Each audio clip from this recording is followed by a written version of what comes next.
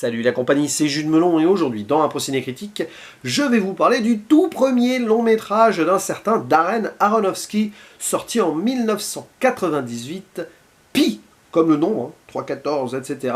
Sorte de drame obsessionnel scientifico-religieux dans lequel nous retrouvons au casting Sean Gullett dans le rôle principal, un des amis du metteur en scène avec qui il co-scénarise le film, Mark Margolis, qu'on ne présente plus, surtout depuis son rôle d'Hector Salamanca dans Breaking Bad, mais il a débuté sa carrière bien avant, on l'avait vu dans Scarface de De Palma quand même, Ben Shankman est là aussi, ainsi que Samia Shoaib, autant d'actrices et d'acteurs qui seront dans l'œuvre suivante de M. Aronofsky, Requiem for a Dream, sa plus connue peut-être.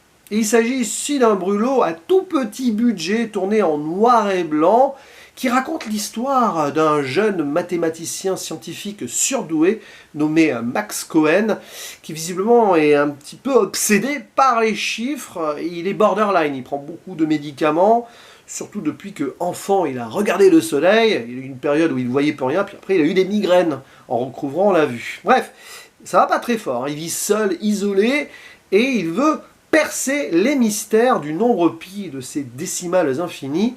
Et de fil en aiguille, il voit autour de lui tout simplement la nature en tant qu'équation mathématique généralisée, et il va rencontrer des personnes qui vont essayer de se servir de son génie, que ce soit sur le plan religieux ou économique, pour pas en dire plus pour l'instant. Et on va suivre donc sa descente aux enfers, parce qu'il ne contrôle pas ce talent, il va être victime d'hallucinations, et malgré les conseils de son ancien directeur de thèse, joué par Mark Margolis, ça va être compliqué.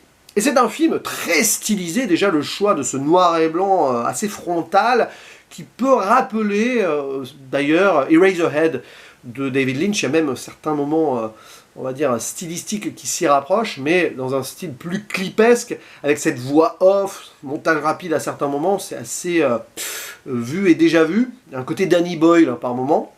Et l'histoire se met bien en place, vraiment, sur les premières minutes, on est à fond. Il y a de belles promesses, et c'est le souci, pour moi, du film. C'est que ça ne va pas au bout de ses prétentions, ça reste assez vague, on va dire très linéaire et lisible dans son scénario, avec quelques moments où on essaye d'étoffer, mais pour pas grand-chose, tant et si bien que tu te dis, arrivé à la fin, que ça aurait marché en moyen métrage. Là, tu as bien 20-30 minutes de trop, alors que ça dure qu'1h25. Cependant, c'est marquant d'une certaine manière, parce que tu as l'impression d'avoir une forme de brouillon ici de ce que sera le cinéma d'Aronofsky, et surtout de son œuvre suivante, Requiem for a Dream, qui est assez folle. Je l'ai vu qu'une fois, et j'ai du mal à me dire que je le reverrai. Je le reverrai un jour, c'est sûr, j'en parlerai d'ailleurs, mais c'est compliqué. Parce que c'est flippant d'une certaine manière. Là, tu as quand même des bases sur certaines addictions, une forme de folie qui prend la psychologie en otage. Et c'est le cinéma d'Aronofsky. De toute façon, je crois que toutes les œuvres que j'ai vues de lui sont centrées sur l'obsession humaine et ses dérives. Alors, récemment, par exemple, j'ai parlé de Black Swan, on est en plein dedans. Même de Wrestler, qui est mon préféré à date d'Aronofsky. Il faudra que j'en voie d'autres, du coup. Il y a ça, cette obsession de continuer à vivre sa passion, réussir malgré tout. Et là, ouais, c'est géré de façon assez simple et faussement complexe, j'ai envie de dire, parce que tu joues sur les nombres et certains liens, religion, science. C'est intéressant d'opposer ces thématiques et de les mettre dans une même globalité, parce que dans l'histoire, on sait que la religion et les sciences n'ont jamais fait bon ménage, et pourtant, quand on y pense, c'est pas idiot de voir l'univers, notamment à travers ces spirales, galaxies, coquillages, etc. Je crois que c'est la spirale d'or. Oui, on voit quand même tous ces liens-là, et c'est fascinant, vraiment. Même si moi, personnellement, je m'intéresse pas trop aux mathématiques, etc. Tout ce qui est création, univers, est toujours quelque chose, tu te sens tout petit quand tu y penses. Et c'est vrai que c'est intelligent de le montrer ainsi. Mais ça ne va jamais plus loin que certains effets visuels, j'ai envie de dire, ou certaines réflexions qui sont brossées comme ça un peu en surface, mais voilà, comme on reste du point de vue de notre personnage principal, la caméra épouse beaucoup d'ailleurs ce qu'il peut ressentir et voir, vu la finalité, vous ne pouvez pas t'attendre à plus de profondeur.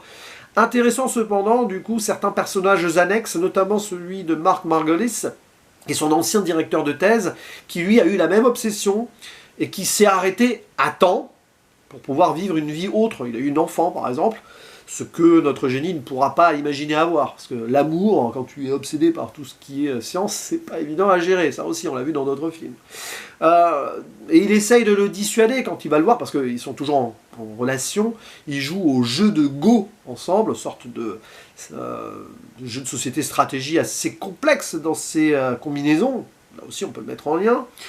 Mais non, Max Cohen, il se laisse porter par cette envie, et surtout quand il rencontre d'autres gens, donc des juifs orthodoxes très pratiquants, qui veulent percer à travers lui le nom de Dieu, qui serait caché sur donc des combinaisons mathématiques, 216 lettres dans la Torah, enfin c'est assez complexe.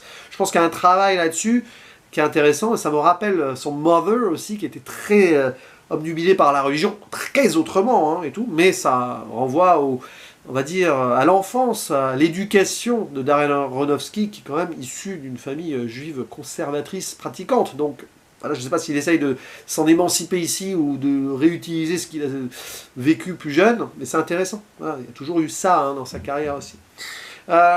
Donc oui, et puis donc ces gens de la bourse aussi qui voient d'un bon œil l'utilisation de cet homme qui pourrait prédire les spéculations, les montées ou les descentes de cotes, pourquoi pas? Est-ce qu'on peut imaginer que ce soit une réalité scientifique et mathématique, ça? Oui, ben oui, dans l'économie, il y a des maths. Hein. Donc ouais, les maths sont partout, c'est le message, même dans la nature et tout, qui tourne autour. Et après, bon, l'aspect technique en soi, c'est, j'ai envie de dire, bien filmé, parfois très maladroit, mais volontairement. Notamment cette scène de poursuite dans le métro, là, parce que ça se passe à New York.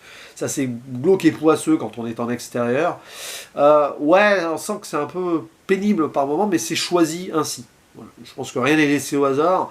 La ville de New York aurait pu être plus personnifiée, je trouve, dans ce décor-là, mais ça reste forcément centré sur notre protagoniste principal, qui se débrouille bien, l'acteur, hein, Sean Gillett, que j'ai jamais vu ailleurs, bah, à part dans Requiem for a Dream, mais dans un rôle qui m'a marqué, j'ai peut-être vu dans d'autres films, mais voilà. Ok, ça fonctionne. On sent qu'il est à fond dans ce qu'il a coécrit avec Aronofsky, forcément. Et non, mais c'est un bon départ de carrière, mais je suis un petit peu... Bah, je suis pas déçu. C'est que j'ai eu à peu près ce que j'attendais, mais j'aurais aimé être plus surpris, plus retourné.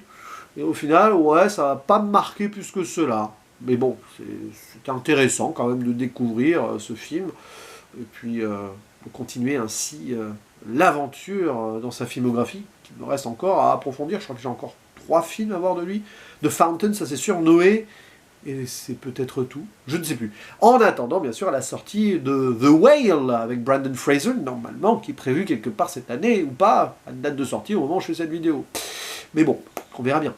En attendant, n'hésitez pas à dire en commentaire ce que vous pensez de Pi, si vous l'avez vu, pas du nombre, hein, le film, de la filmographie d'Aronofsky, si vous attendez avec impatience son prochain ou pas.